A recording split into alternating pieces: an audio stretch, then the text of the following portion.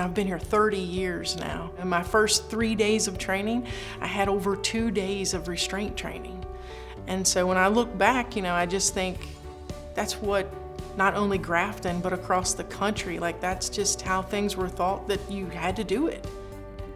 I made a command decision, pulled all my executive staff together and said, here's the deal, we're getting out of the restraint and seclusion business. I can point you in the right directions to take a look at how other people are grappling with this, but I'm not going to give you an instruction manual.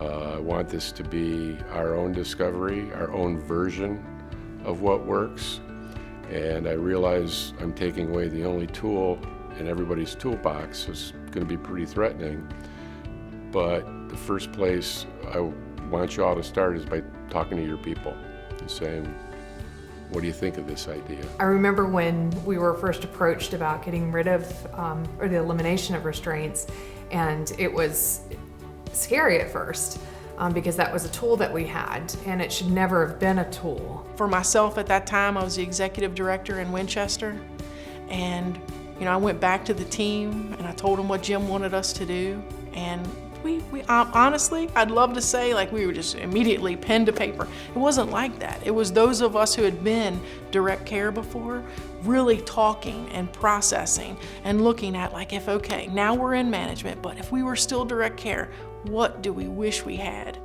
was a monumental undertaking, literally 300 plus restraints a month.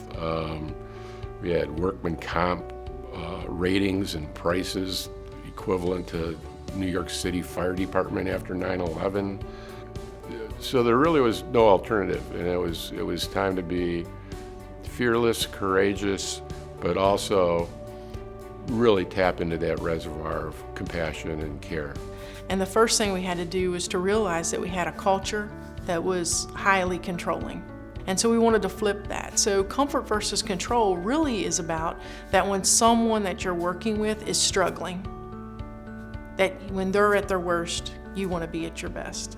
And really you want to do everything that you can to support them, to be trauma informed, and to help them through that situation. We would reward people who exemplified core values as nominated by their peers, which just that process was empowering. People being recognized by the people they work with for catching them doing the right thing. If you're a direct care staff and you're working with kids, you want to feel valued. What we did were things like making sure that their manager worked hours that mirrored their hours. Because if you only see your manager a half hour a day, you don't feel valued. You can't be, because they're not watching what you're doing and giving you feedback. So we did things like that. We did things like making sure that the direct care staff had a seat at the table at our treatment teams, and planning meetings and the development of goals with the team, that they were truly part of the team.